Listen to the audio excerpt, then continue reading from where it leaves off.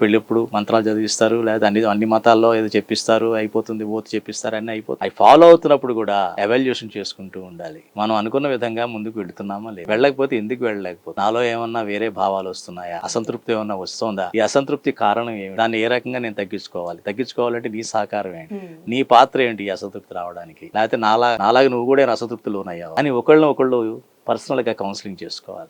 కానీ ఏం జరుగుతుందంటే వీళ్ళు కౌన్సిలింగ్ చేసుకున్న మరుక్షణం ఈ స్త్రీలకు ఉన్నటువంటి అది ఒక రకంగా వాళ్ళ ఎమోషన్స్ అన్ని కూడా బ్యాలెన్స్ అవడం కారణం అది ఉపయోగపడుతుంది, కానీ ఒక రకంగా అది నష్టాన్ని దారితీస్తుంది. ఈ రోజు ఏమిటంటే వీళ్ళకి తెలిసిన ఏ విషయాలైనా 10 మందికి చెప్పడం అలవాటు. ఏ విషయమైనా సరే 10 మందితో పంచుకుంటే గానీ వీళ్ళకి తృప్తి అనేది రాదు. వాళ్ళ భర్తతోనో భార్యతోనో ఎదురు కూర్చొని వాళ్ళు వ్యక్తిగతంగా వాళ్ళు సరిపెట్టుకున్నా మళ్ళీ ఈ విషయాన్ని దగ్గరున్న అమ్మా నాన్నకో అక్క చెల్లెళ్ళకో ఎవరికో అందులో ఆంతరంగిక సహోదరులు ఎవరో ఉంటారు, ఉన్న నలుగురు, అమ్మ అయితే అమ్మ, నాన్న అయితే నాన్న, లేకపోతే సహోదరులు ఎవరో ఒకళ్ళు ఉంటారు ఆ కుటుంబంలో.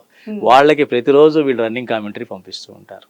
పంపించినప్పుడు వాళ్ళలోనూ సహజ సిద్ధమైనటువంటి ప్రేమతో కావచ్చు, మా అమ్మాయి అని ప్రేమతో కావచ్చు, అతను ఇబ్బంది పెడుతున్నటువంటి భావంతో కావచ్చు, లేకపోతే వాళ్ళకి స్వతహాగా ఉండే కొన్ని అభిప్రాయాలు కావచ్చు, దాన్ని ఇటు రుద్దుతారనమాట. రుద్ది నువ్వెందుకు తగ్గాలి, ఆ అబ్బాయిని పూర్తిగా తగ్గమని అంటారు.